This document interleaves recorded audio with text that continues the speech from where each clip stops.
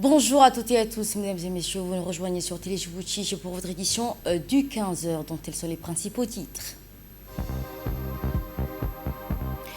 Le premier contagion des pèlerins djiboutiens est arrivé avec succès dans les lieux saints, marquant le lancement officiel de la saison du Hajj 2026 pour la République de Djibouti.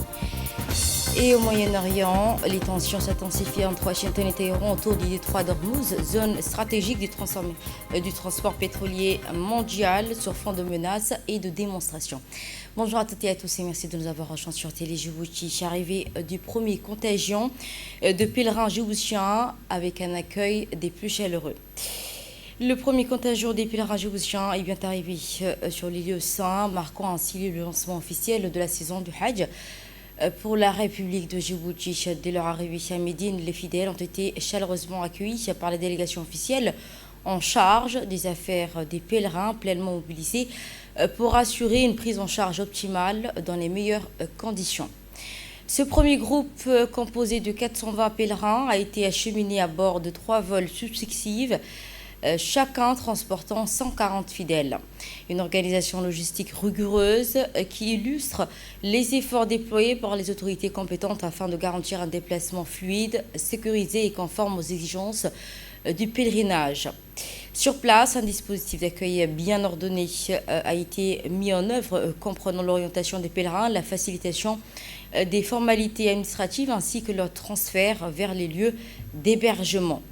À leur arrivée, une atmosphère des plus sereines et plein d'émotions a été donc palpable dans l'atmosphère. Visiblement satisfaits des conditions de voyage, les pèlerins djiboutiens ont exprimé leur joie d'accomplir ce pilier fondamental de l'islam.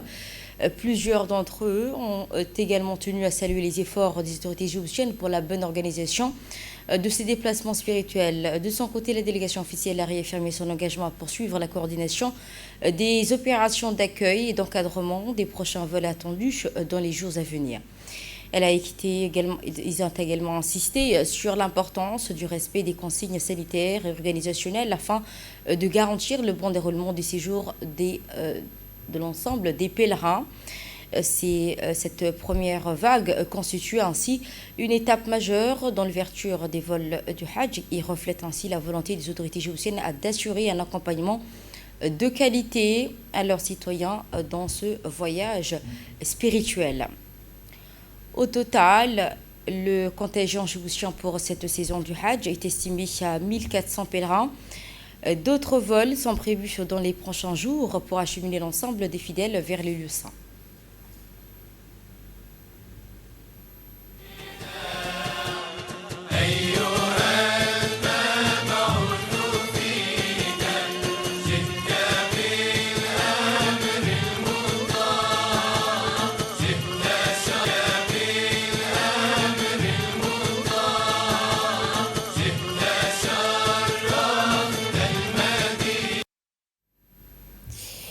Djibouti célèbre également la journée d'Europe 2026 sous le signe du dialogue, de la coopération, du dialogue.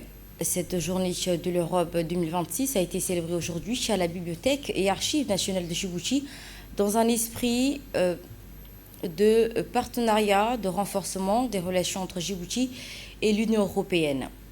La cérémonie qui a été présidée par Madame Denisa Elena Loneta, ambassadrice de l'Union européenne à Djibouti, aux côtés d'Abdelkader Hussein Omar, ministre des Affaires étrangères et de la coopération internationale de la République de Djibouti. L'événement qui a été marqué par un panel de discussion suivi d'une session de questions-réponses portant notamment sur les enjeux de développement durable et de la sécurité maritime, des 2 priorités partagées entre Djibouti et ses partenaires européens. La cérémonie qui a réuni plusieurs personnalités diplomatiques et responsables nationaux, parmi lesquels Omar Abdi Saïd, ministre du Travail en charge de la formalisation et de la protection sociale, Madame Mariam Hamadou Ali, Monsieur Youssouf Moussadouali, président de la Chambre de commerce, Monsieur Hassan Omar, directeur de l'Institut des études diplomatiques, ainsi que Monsieur Omar Hussein Omar, président du Conseil régional de Tadjoura, en plus des membres des corps diplomatiques accrédités à Djibouti.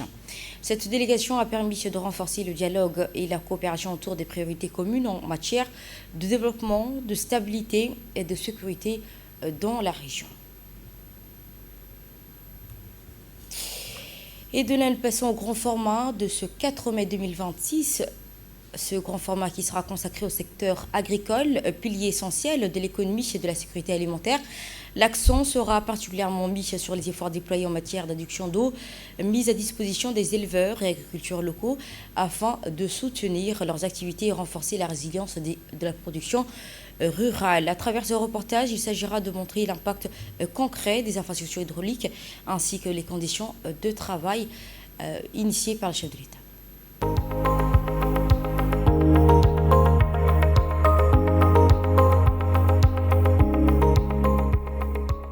L'accès universel et durable à l'eau potable demeure une priorité stratégique pour la République de Djibouti. Il s'agit d'un enjeu vital inscrit au cœur de la vision Djibouti 2035 et des engagements du pays envers les objectifs de développement durable. Dans un contexte caractérisé par la rareté hydrique, la sécheresse récurrente et la vulnérabilité climatique, l'eau s'impose plus que jamais comme un facteur essentiel de cohésion sociale et de stabilité économique. Cette démarche s'inscrit dans une vision d'avenir où l'eau n'est pas seulement considérée comme une ressource naturelle, mais comme un bien commun autour duquel se construit la solidarité nationale. En plaçant la participation des communautés au centre de la gouvernance, Djibouti confirme son engagement à garantir à chaque citoyen un accès équitable et durable à l'eau potable, conformément à ses ambitions de développement et à sa vision 2035. La sécheresse n'est pas un accident isolé. C'est la manifestation la plus brutale d'un dérèglement climatique que nous ne pouvons plus ignorer. Ce qui se joue aujourd'hui dans nos régions rurales n'est rien d'autre que la vulnérabilité d'un pays soumis à des chocs climatiques de plus en plus fréquents et intenses. Face à ces effets, le président de la République, Ismaël Omar Guelleh, a posé un acte fort pour répondre avec la gravité qu'elle impose. En lançant un plan d'action national articulé autour d'une réponse d'urgence et d'une vision à long terme, le chef de l'État rappelle que gouverner, c'est prévoir, mais aussi secourir sans délai ceux que la nature a mis à genoux. Les mesures annoncées, envoi de convois d'eau potable, distribution de vivres, mobilisation de tous les ministères concernés, sont à la hauteur de l'urgence. Elles traduisent une volonté claire, celle d'une gouvernance resserrée où chaque acteur public est désormais comptable de ses résultats. Ce changement de temps et de méthode est salutaire. Il faut donc aller au-delà de la réponse conjoncturelle en faisant de la résilience climatique un axe central de notre développement. Réhabiliter les forages, investir dans la captation des eaux de pluie, sécuriser les circuits d'approvisionnement, former les populations aux techniques d'adaptation, bref, faire de la lutte contre la désertification une cause nationale. Afin de remédier efficacement aux problèmes d'eau dans les zones rurales et la lutte contre la soif, le gouvernement a entrepris des opérations de grande envergure dans le secteur de l'eau. C'est ainsi que les grands travaux d'ouvrage hydraulique ont été réalisés pour satisfaire les besoins en eau potable, en particulier pour les populations et leurs cheptels en milieu rural. Sans oublier que pour pallier au manque de ressources en eau renouvelables, Djibouti a recours à des sources d'eau et à l'importation pour compléter le mix d'approvisionnement. Il s'agit ici d'un projet qui s'inscrit dans le cadre du programme de lutte contre la soif, lequel a toujours été l'un des objectifs prioritaires du président Guelleh depuis son accession à la magistrature suprême du pays. Pour la mise en service de ce projet d'adduction d'eau et l'aboutissement réussi d'un processus entamé 2 années plus tôt entre Djibouti et l'Éthiopie, déterminés à collaborer ensemble en vue d'offrir à leur population une eau suffisante. En provenance de la région éthiopienne, ce système d'adduction d'eau qui alimentera plusieurs régions de notre pays doit son existence préalable à la réalisation des forages. C'est l'eau en provenance de tous ces forages qui a ensuite été reliée à 2 centrales, réservoirs installés dans la localité éthiopienne de Koulan, point de départ du système de raccordement devant alimenter notre pays. Ainsi, l'eau est un élément vital pour l'eau, le cheptel, l'agriculture et l'industrie. Elle constitue aussi un facteur clé pour le développement socio-économique. C'est ainsi que le gouvernement, avec l'appui du Fonds saoudien pour le développement, a initié un grand projet d'adduction en eau potable dans les zones côtières. Au cours de l'exécution de ce projet, plusieurs délégations se sont succédées pour voir de visu le déroulement des travaux. Des délégations comme celle du Fonds saoudien venu inspecter les ouvrages en installation aux côtés des responsables locaux. C'est toute une ingénierie et un système d'approvisionnement mettant l'accent sur une perte minimale qui a été mise en place. Des réservoirs se relaient pour que l'eau puisse être disponible sans interruption et en abondance et arriver jusqu'au chef-lieu. La pénurie d'eau touchait aussi les cheptels, en période de sécheresse ou tout simplement de grande chaleur où les puits s'épuisent. Beaucoup des Obokois ici, en milieu rural, ont perdu une grande partie de leur cheptel. Les différents réservoirs installés le long du littoral vont inverser cette situation. En plus des populations humaines, le bétail ne parcourt que de courtes distances pour s'abreuver. L'adduction en eau potable Bisidro Obok va favoriser la restauration de l'infrastructure agricole de la région. Sa disponibilité est synonyme d'un certain dynamisme. Maintenant que l'eau est à portée de main, des populations pensent déjà à créer des activités autour et surtout se lancer dans l'agriculture. Les conditions de vie de populations côtières seront ainsi positivement impactées avec une eau en abondance et de meilleure qualité. Autre projet phare, l'usine de dessalement de l'eau de mer qui utilise les techniques de dernière génération pour dessaler l'eau de mer.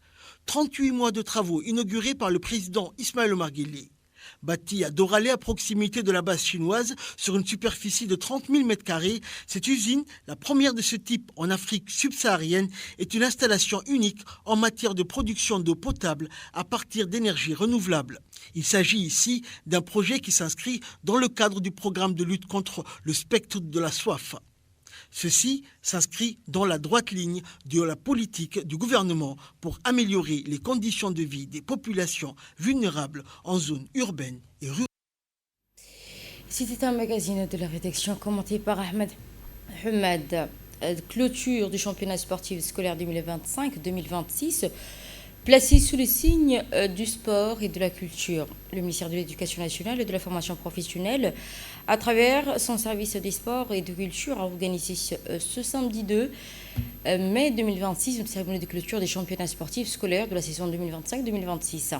Cette cérémonie qui s'est tenue au gymnase du lycée de Djibouti en présence de la directrice générale de la scolarisation et de l'enseignement général, Lula Ali Halabi, du chef de service des sports et de la culture du même FAB, Moustapha Hassan, ainsi que des responsables d'établissements conseillers pédagogiques, enseignants et nouveaux collégiens et lycéens. Tout au long de l'année scolaire, plusieurs établissements et de l'enseignement de base, moyen et secondaire de la capitale ont pris part à cette compétition sportive.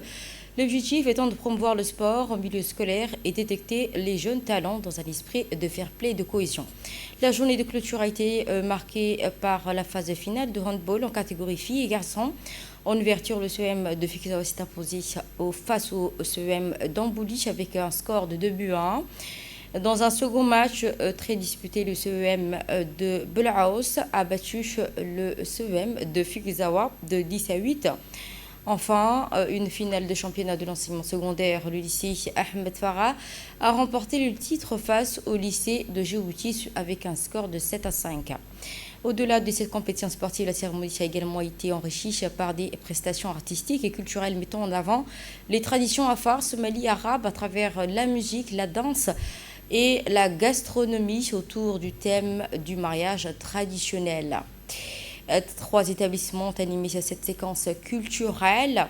Le CEM Sans Fil a présenté les traditions afar, le CEM de Fikizawa les traditions somaliennes et le CEM du Stade ainsi a présenté les traditions arabes. C'est une initiative visant à favoriser le patrimoine culturel, renforcer une cohésion sociale et valoriser le dialogue entre les communautés. Voici une série d'actions recueillies pour vous. Je vous laisse écouter. Ce jour de samedi 2 mai 2026, nous sommes réunis au lycée d'État pour la clôture de la saison sportive du championnat scolaire du ministère de l'Éducation nationale et de la formation professionnelle. Aujourd'hui, nous avons clôturé tous les sports collectifs, que ce soit le handball, que ce soit le football, que ce soit le basketball. Et nous avons clôturé aujourd'hui à la cérémonie de l'exposition culturelle des trois traditions djiboutiennes, que ce soit en Somalie, que ce soit en afar, que ce soit en arabe.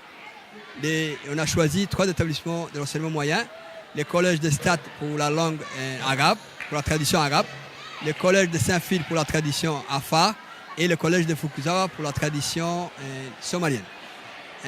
En plus, on a choisi un thème pour eux qui est les mariages dans les 3 traditions, que ce soit en arabe, en Somalie ou en Afar. Et cette exposition, en fait, ils vont démontrer comment se déroule un mariage traditionnel djiboutien, Inch'Allah.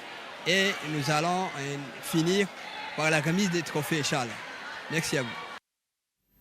Restons dans le même registre. Du 19 au 24 avril 2026, le Caire a accueilli la 23e édition du Festival de théâtre scolaire francophone réunissant 25 troupes venues des différentes régions d'Égypte, ainsi que la troupe de Djibouti organisée dans un cadre de la francophonie. Cet événement qui a constitué un espace privilégié de rencontres et d'échanges et de création autour du théâtre en langue française.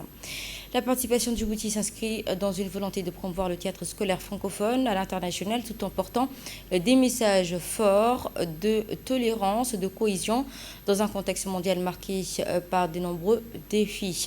Sélectionnés parmi 10 établissements, les élèves du collège Sans Fil ont présenté le pays avec engagement et talent.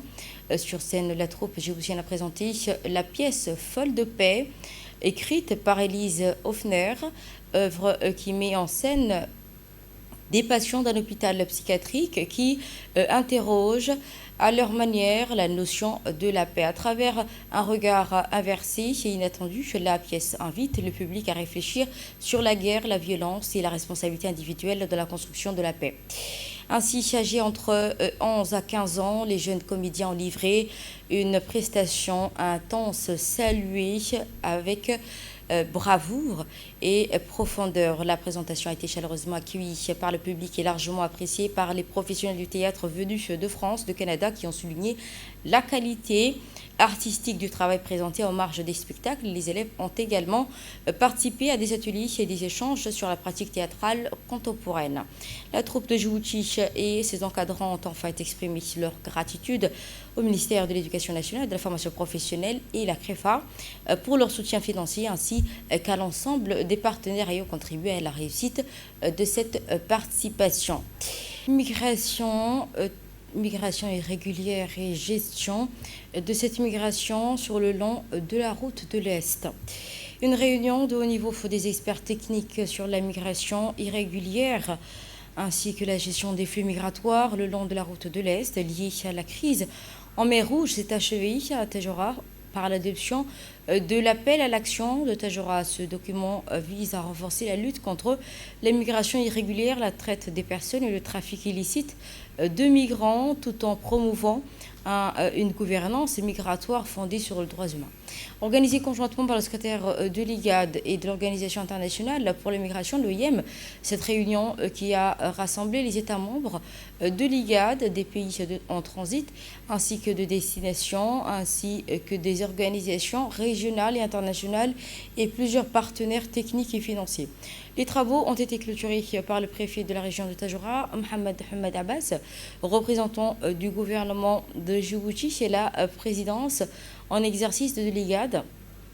La rencontre qui a été présidée par le représentant de la présidence de l'IGAD et ministre de l'Intérieur de Djibouti, Saïd Hassan, en présence du secrétaire exécutif adjoint de l'IGAD, Mohamed Wabar, et du chef de mission de l'OIM à Djibouti. Ont également préparé cette réunion plusieurs partenaires dont l'Union européenne, le système des Nations Unies, la SIDA, ainsi que les représentants du Japon, de la Suisse, du Yémen. Ces échanges qui ont porté sur les défis liés aux flux migratoires sur la route de l'Est reliant la Corne de l'Afrique à la péninsule arabique via la mer Rouge. Les participants ont examiné les dimensions humanitaires et sécuritaires, juridiques et socio-économiques de cette crise. Les experts ont également rappelé les engagements régionaux et internationaux en matière de protection des migrants et de lutte contre les réseaux de traite humain, trafic, et notamment à travers la Convention des Nations Unies contre les criminalités transnationales organisée par le Pacte mondial sur la migration et le cadre de l'IGAD. Les participants ont également alerté sur l'augmentation des pertes de vies humaines. D'après le projet d'immigration disparue de l'OIM, 922 migrants sont morts ou portés disparus en 2025 sur cette route, un record depuis 2014. Au total, 4300 décès ont été recensés entre 2014 et 2025. Lors d'une visite du terrain au Bok Godoria, les experts ont par ailleurs constaté la présence de plus de 500 migrants en attente de transfert vers le Yémen, illustrant l'urgence de la gravité et la situation alarmante. L'appel à l'action de Tadjoura marque ainsi une étape importante vers une réponse régionale renforcée et coordonnée face aux défis migratoires. Voici un extrait du préfet. Il me semble que l'ensemble de la délégation ici présente, en particulier l'IGAD, l'Union africaine, ainsi que l'Union européenne, que d'autres ambassades, ont pu réellement voir la réalité du terrain. Vous avez pu constater, comme vous l'avez bien vu, pas mal de migrants qui, au bord de la mer, pour les migrants, Tadjoura représente un carrefour où tout le monde arrive sur Tadjoura. Et la finalité s'effectue à Obok. Suite à une contrainte que nous avons constatée, nous avons pu mettre un groupe de travail ici à Tadjoura pour pouvoir en tirer des conclusions, y compris en termes de logistique, pour pouvoir évacuer. Il y a des fois que les évacuations se font par mer et par terre. Et ceci pose énormément de problèmes aussi. Il y en a d'autres aussi qui restent pour un temps déterminé. C'est-à-dire que comme nous sommes un pays de transit, il y en a plusieurs migrants qui vivent ici à Tadjoura, qui travaillent avant d'atteindre leur objectif, ils se font un peu d'argent, continuer leur périple. Je crois que vous avez pu voir la réalité des choses pour la voie de l'Est et ainsi prendre vos dispositions. Et de la passion d'actualité hors de nos frontières, d'abord régionale, en Éthiopie, Abiy Ahmed met en avant l'accélération de l'industrialisation. Le Premier ministre éthiopien a inauguré la 4e édition du salon Made in Ethiopia, dédié à la promotion de l'industrie locale et à l'attraction d'investissements. Il a présenté les progrès du secteur manufacturier, devenu un pilier central de la stratégie de développement économique du pays. Selon les données officielles, la production industrielle et le financement et l'utilisation ainsi que les capacités ont fortement augmenté ces dernières années, tandis que des milliards de dollars ont été mobilisés pour soutenir ce secteur en plein essor. Les autorités indiquent également la création de plus d'1 million d'emplois et l'arrivée de milliers d'investissements, illustrant la montée en puissance de l'industrie éthiopienne. L'Afrique amorce également une révolution industrielle en misant sur la transformation locale et ses ressources au niveau du pays. Le continent africain engage une mutation économique majeure en misant sur la transformation locale et les ressources naturelles. Cette stratégie qui vise à renforcer la création d'emplois, la souveraineté économique et l'intégration des pays africains dans la chaîne des valeurs mondiales en passant d'une économie d'extraction à une économie de production. L'Afrique dispose de plus de 30% des minerais stratégiques nécessaires aux technologies vertes, ce qui lui confère un rôle clé dans la transition énergétique mondiale. Pour accompagner cette dynamique, plusieurs pays développent des zones industrielles, encourageant ainsi les investissements et favorisent l'installation d'unités de transformation sur le continent même. L'objectif est clair, faire de l'Afrique non plus seulement d'un fournisseur, mais de matières premières et un acteur industriel. Le détroit d'Ormuz est encore fait parler d'elle. Les tensions s'intensifient dans le détroit d'Ormuz, zone stratégique de commerce mondial, alors que les États-Unis et l'Iran échangent sur de nouvelles menaces. Le président américain a annoncé le lancement de l'opération Projet Liberté visant à sécuriser la circulation maritime dans le détroit et garantir ainsi la liberté de navigation.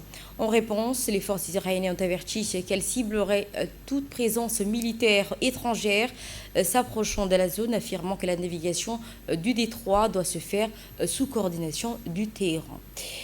Elles ont également donc prévenu qu'elles répondraient fermement à toute action jugée hostile. Dans ce contexte tendu, les discussions indirectes se poursuivent entre Washington et Téhéran sous médiation du Pakistan. Islamabad appelle à la désescalade des deux côtés, insistant sur la voie du dialogue comme seule solution durable. Et voilà, ce sera sur cette information que nous refermons cette édition. Merci à toutes et à tous de nous avoir suivis. C'était le journal de l'information. Merci pour votre confiance et merci à ma belle équipe de la régie.